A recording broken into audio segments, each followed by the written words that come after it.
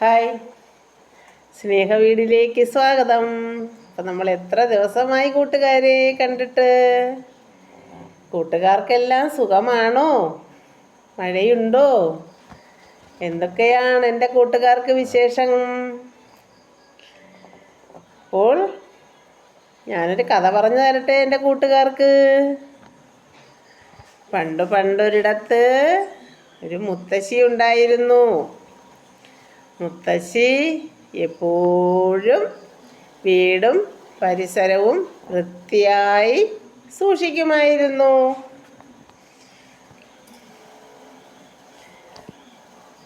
ഒത്തിരി ദിവസമായല്ലേ ഞങ്ങൾ കണ്ടിട്ട്? എന്നാൽ പക്ഷികളെയും ചെടികളെയും ഇഷ്ടപ്പെട്ടിരുന്നു മുത്തശ്ശി. മരക്കൊമ്പിൽ വന്നിരിക്കുന്ന കാക്കകളെ മാത്രം നിരന്തരം ഈ കാക്കകളെ മാത്രം മുത്തശ്ശി വഴക്ക് പറഞ്ഞ് ഓടിക്കുമായിരുന്നു. മുത്തശ്ശിക്ക് പക്ഷികളെയെല്ലാം ഇഷ്ടമായിരുന്നു, പക്ഷേ കാക്കകളെ മാത്രം ഇഷ്ടമല്ലായിരുന്നു. കാക്കകൾ വന്നിരിക്കുമ്പോഴത്തേക്ക് ആട്ടി ഓടിക്കുമായിരുന്നു. അവർക്ക് ഭംഗി കുറഞ്ഞു പോയത് കൊണ്ടാണോ ഈ മുത്തശ്ശി കാക്കകളെ ഓട്ടിക്കുന്നത് എന്ന് പക്ഷികൾ അവിടെ ഇരുന്ന് പറയുകയാണ്. ആരെയും വില കുറച്ച് കാണുന്നത് നല്ലതല്ല. മുത്തശ്ശിക്ക് അങ്ങനെ ഇരിക്കുമ്പോൾ ഒരു ദിവസം മുത്തശ്ശിക്ക് സുഖമില്ലാതായി മുത്തശ്ശി കിടപ്പിലാകുന്നു. കിടപ്പിലായപ്പോൾ മുത്തശ്ശിക്ക് വെളിയിലിറങ്ങി മുറ്റവും പരിസരവും ഒന്നും വൃത്തിയാക്കാൻ പറ്റാതായി.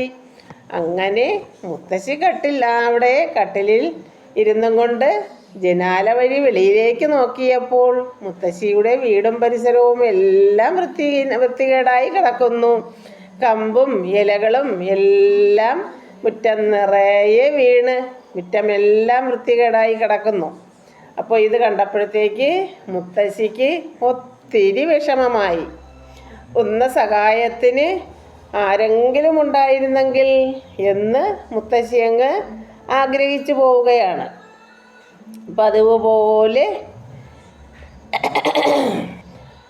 പോലെ കാക്കകൾ മുറ്റത്ത് വന്നിറങ്ങിയപ്പോൾ മരക്കൊമ്പിൽ വന്നിരുന്നിട്ട് മുത്തശ്ശിയുടെ വീടിൻ്റെ പരിസരം നോക്കിയപ്പോൾ പരിസരമൊന്നും വൃത്തിയാക്കിയിട്ടില്ല. പരിസരമെല്ലാം കമ്പും ഇലകളും എല്ലാം വീണ്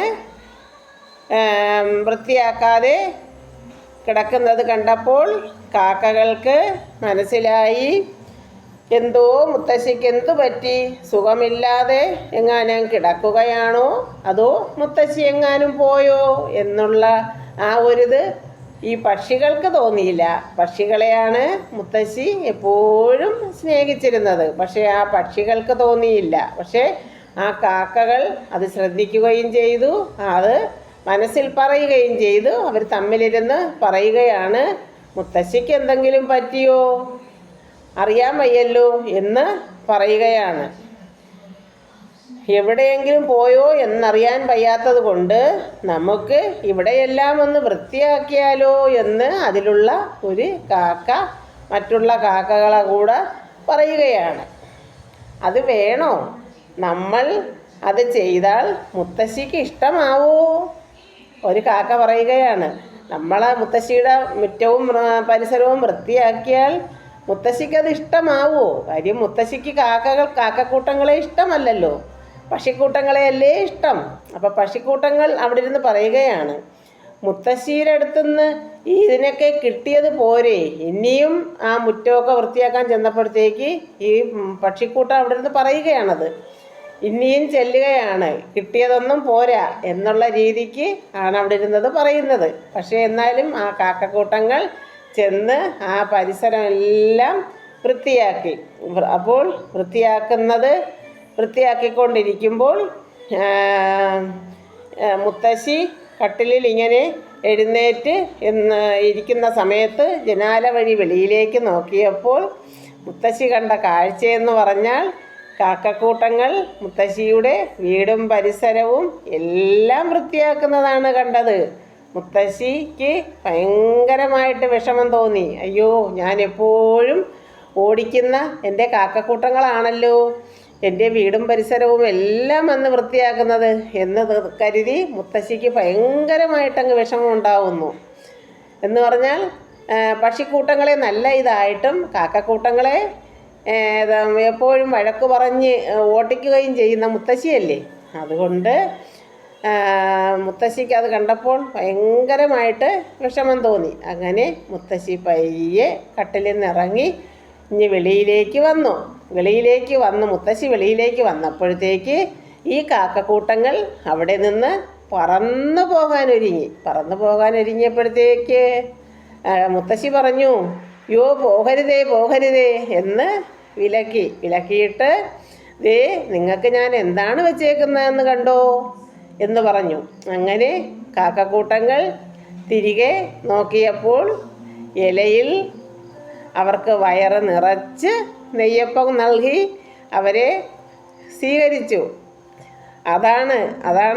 അപ്പോൾ കാക്കയ്ക്ക് കറുപ്പ് നിറമാണെന്ന് വിചാരിച്ച് അവരുടെ മനസ്സ് നല്ല ഒരിതാണ് കേട്ടോ. മനുഷ്യന് ഈ പറഞ്ഞ കണക്ക് കാക്കയുടെ ആ ഒരു സൗന്ദര്യക്കുറവ് കൊണ്ടല്ല